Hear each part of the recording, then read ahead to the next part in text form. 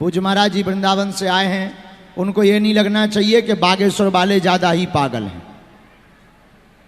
बैठ जाओ, जो जहां पीछे की तरफ भी खड़े हुए हैं तुरंत आसन ग्रहण कर लें।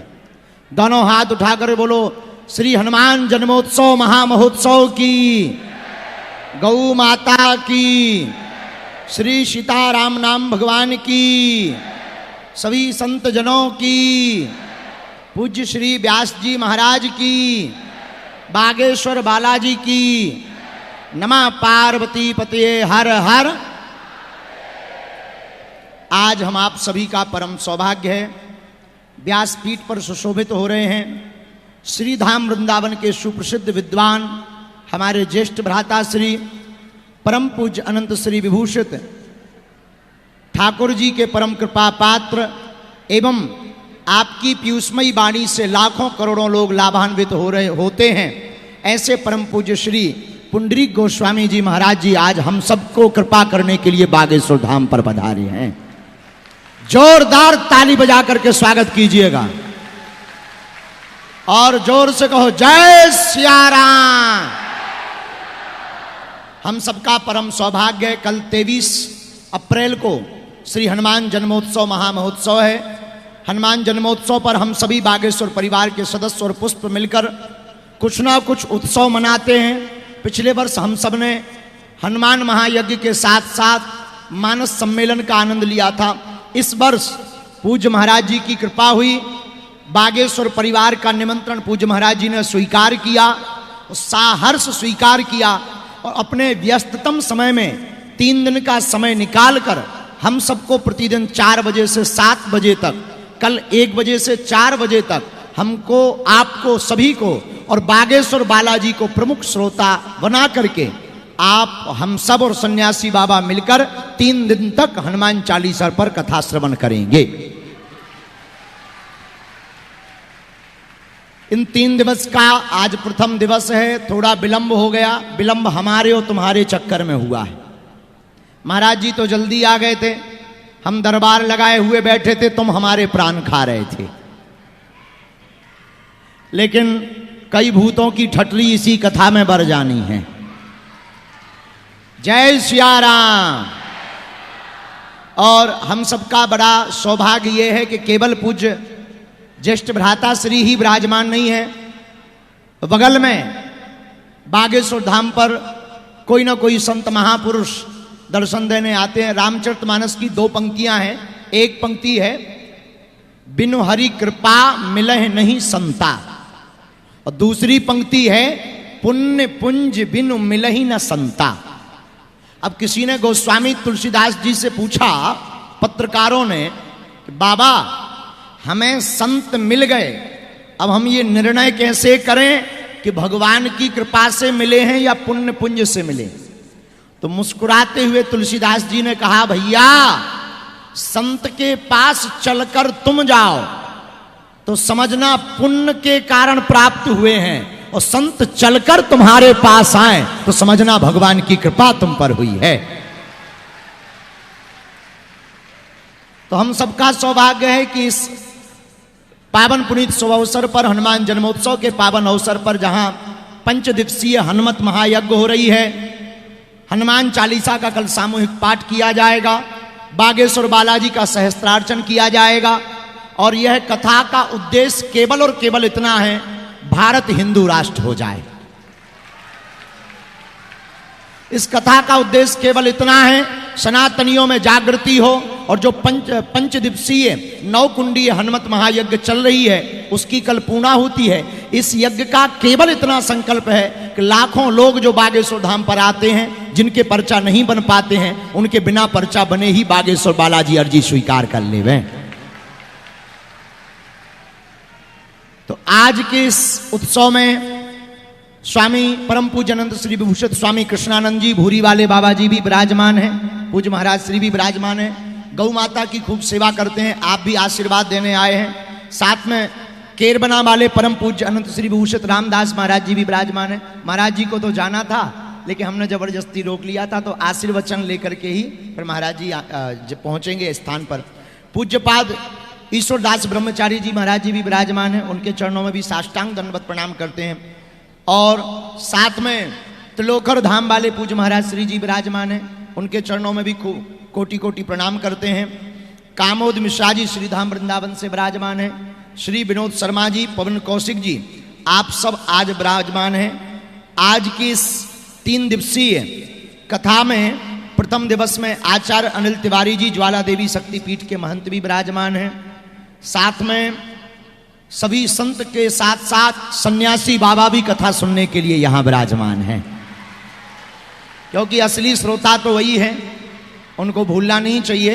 दोनों हाथ उठा करके सब बोलो जय सिया राम। हनुमान जन्मोत्सव महाउत्सव की, श्री वृंदावन धाम की। इस कथा के मुख्य यजमान श्री शैलेश नगाएच जी सापत्नीक सहित हैं, और हमारी बंगाल वाली बहन जी, आप इस कथा के मुख्य यजमान हैं। बिना विलंब किए हुए आप सब भी आतुर हैं, हम सब भी उत्सुक हैं पूज्य महाराज जी की वाणी श्रवण करने के लिए।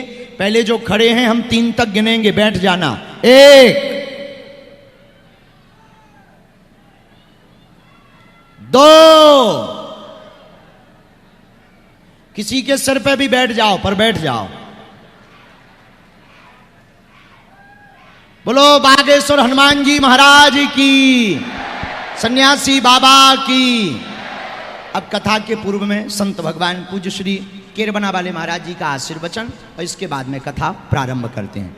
जय सिया राम।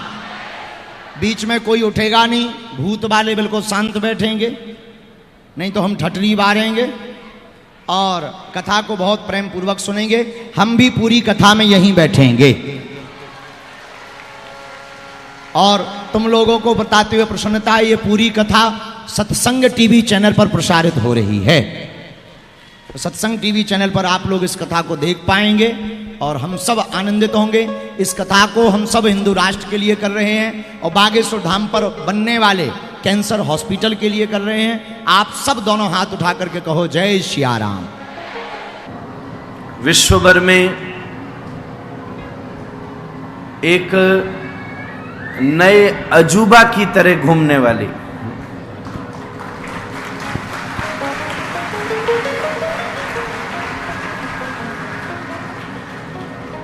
और तो बहुत सारी जगह हैं जिन्हें अजूबा कहा जाता है, अभी तक कोई ऐसा व्यक्ति नहीं हुआ जो अजूबा हुआ हो। इस समय उसी प्रकार से कोई सुनने के लिए, कोई देखने के लिए, कोई जानने के लिए, कोई मानने के लिए, अलग अलग आकर्षणों से, जिनके प्रति विश्व का एक विशेष आकर्षण है। और मेरा तो विश्व जब आकर्षित हुआ था उससे पुराना आकर्षण है।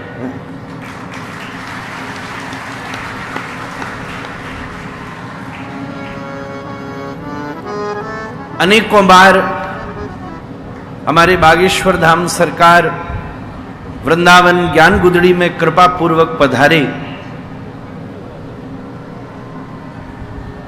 पिछले वर्ष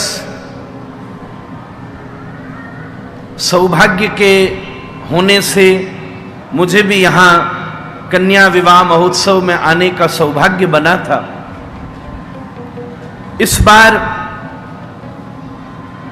प्रयास करके भी मैं उसमें तो नहीं आ सका। अब चाहे पश्चाताप कह लीजिए या प्यार कह लीजिए, ये सब चीजें केवल व्यक्ति की अपनी गणित हो सकती है।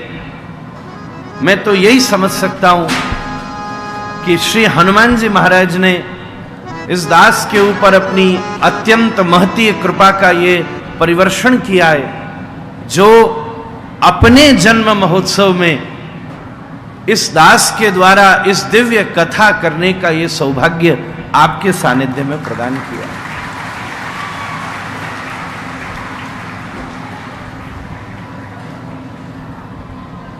प्रभु चरित्र सुनवे को रसिया। राम जी के दिव्य चरित्र ही हनुमान जी की परम सेवा का स्वरूप है।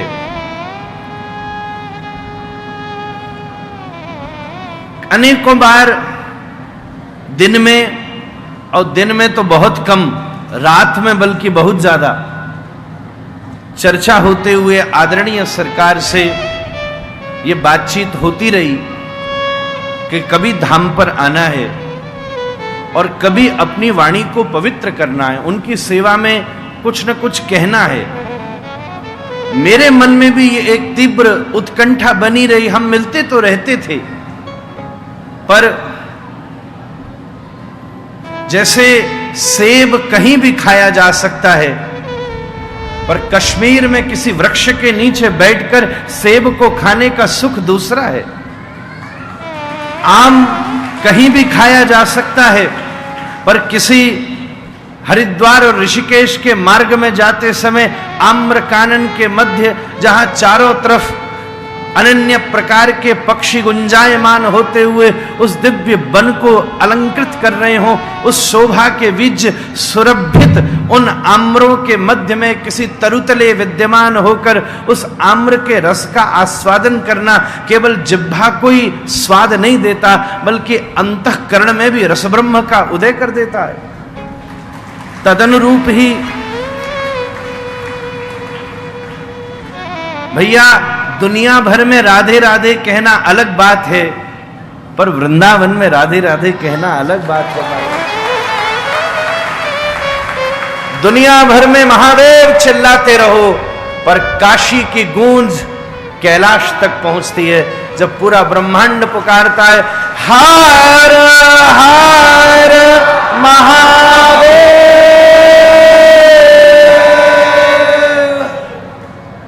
बस उसी बात का अनुभव करता हुआ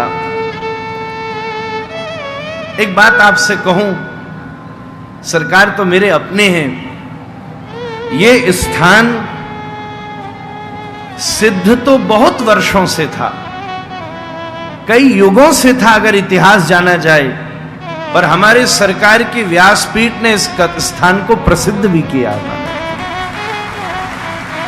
और जब सिद्ध होने के बाद प्रसिद्ध होने से कोई रोक भी नहीं सकता महाराज। इसलिए जहां व्यासपीठ ने विराजमान होकर आज विश्व भर में वाणी के ईश्वर वागेश्वर की महिमा का गान किया है, ऐसे स्थान पर व्यासपीठ पर विराजमान होकर अपनी वाणी को पवित्र करने का सौभाग्य बड़ी भगवत कृपा से ही प्राप्त होता है। दुनिया में कथा कहने वाले लोग कम नहीं हैं। सरकार कोई बुरा नहीं माने, अपन भी ब्रजवासी हैं, पर वृंदावन में क्या हो जाए, छत पे खड़े है कि आंख मीच के कंकरी मारो, कोई कथावाचक की लगेगी महाराज। ऐसी राधा रानी की कृपा है। क्या हो जाता कि महाराज जी आप सचल राधा रमण हो, सचल राधा रमण हो, कहां मेरी ऐसी औकात है कि मैं ऐसा हो सकूं। सही बात कहूं, जो जो अपने हृदय में राधा रमण को लेकर घूमता है वो सभी सचल राधा रमण है, वो सभी भगवान के सिंहासन है। पर फिर भी उन्होंने ऐसा, संतों ने ऐसा कहा तो मेरी औकात तो नहीं है, पर प्रभु संतों के मुख की वाणी पर कृपा करते उसे। तो अगर इस भावना से उन संतों ने इस दास के प्रति ये भावना रखी है, तो ये दास भी एक और भावना रख रहा है, प्रभु आप भी सचल बागेश्वर धाम है महाराज। वो अचल राधा रमण है, ये व्यासपीठ सचल राधा रमण है। तो सरकार ये अचल बागेश्वर बालाजी हैं, आपकी व्यासपीठ सचल बागेश्वर बालाजी है।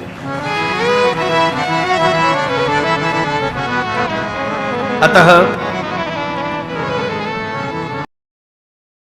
सोचे मैं ये क्या कर रहा हूं, क्या इनकी महिमा से सब लोग परिचित नहीं, या मेरे विषय में परिचित नहीं? ना, इधर उधर नहीं लेना। ज्यादा तो मैं लिखना तो नहीं जानता, पर थोड़ी मन की बात तो पकड़ लेता हूं। इसलिए इस बात से निवेदन करूं, मैं कोई प्रशंसा नहीं कर रहा। शास्त्र में सबसे पहला नियम है कि स्थान देव की स्तुति होनी चाहिए। स्तुति भी शास्त्र की मर्यादा है। स्तुति के बिना वो स्थान अनुग्रह नहीं करता, स्थान की ऊर्जा अनुग्रह नहीं करती। और उस बात का प्रतिपालन करता हुआ ये स्थान, इस स्थान के अधिष्ठात्र श्री हनुमान जी, उन हनुमान जी के परमोपासक श्री सन्यासी बाबा, और उस सन्यासी बाबा की परंपरा में इस समय विश्व में शांति, समृद्धि और धर्म की ज्योति प्रज्वलित करने वाले आचार्य श्री धीरेन्द्र कृष्ण जी महाराज को मैं इस व्यासपीठ से बारंबार प्रणाम करता हूं। और आप सबको भी मेरे सामने,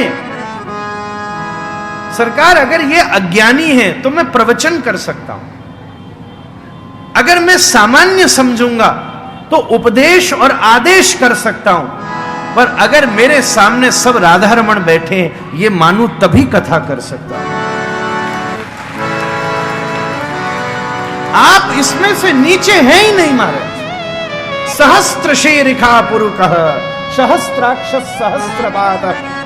शुक्लवेद यजुर्वेद की श्रुति पुरुष सूक्त में पहले यह बात कह देती है। आज तो मैं यही सोचूंगा,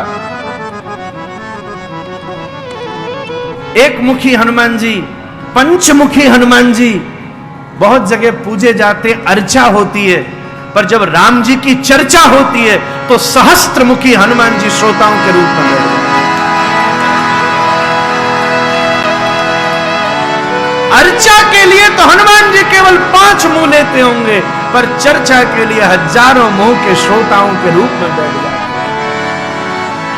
सहस्त्र शीरिखा पुरुखा, हजारों काने लिए हनुमान जी बैठ जाते हैं सरकार। इसीलिए तो मैंने आपसे प्रार्थना की थी, और सभी मेरे लिए पूज्य हैं। आप सामने बैठ रहे हो तो वो हुड़की आ रही है महाराज। हाँ, ये अपनी एक, क्या कहा जाए महाराज, चंद्रमा को देखकर समुद्र में ज्वार भाटे आती है, किसी भक्त को देखकर भी कथा के समुद्र में तरंगें उठने लगती है। और जब तरंग उठती है तब 2 ही काम होते हैं, या तो बाहर बैठा आदमी खिंच के भीतर चला जाता है, या भीतर बैठे नारायण उछल के बाहर चले जाते हैं। इनमें से एक ही कारण सिद्ध हो सकता है। सरकार आनंद आ रहा महाराज। ओहो, सही बात कहूं, 4-5 दिन लग जाते हैं मेरा तवा गर्म होने में। आज सालों बाद 5 मिनट में ही गर्म हो गया महाराज।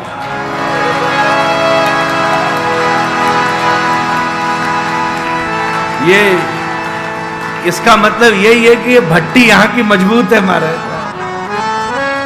ऐसे ही नहीं, शुद्ध भी है, सिद्ध भी है, प्रसिद्ध भी है, बुद्ध भी है, मुक्त भी है, शुद्ध भी है महाराज। क्या नहीं है।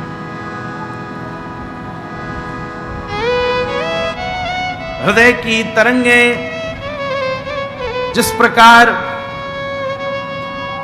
किसी 2 प्रिय का मिलन होना हो, तो मिलन से पूर्व एकांत में बैठा हुआ प्रिय, नैकत्र प्रिय संवासः, एकांत में बैठ करके अपने मन की विगूढ़नाओं से निवृत्त होकर के एक ही 2 रूप में प्रकट होकर आपसी संवाद की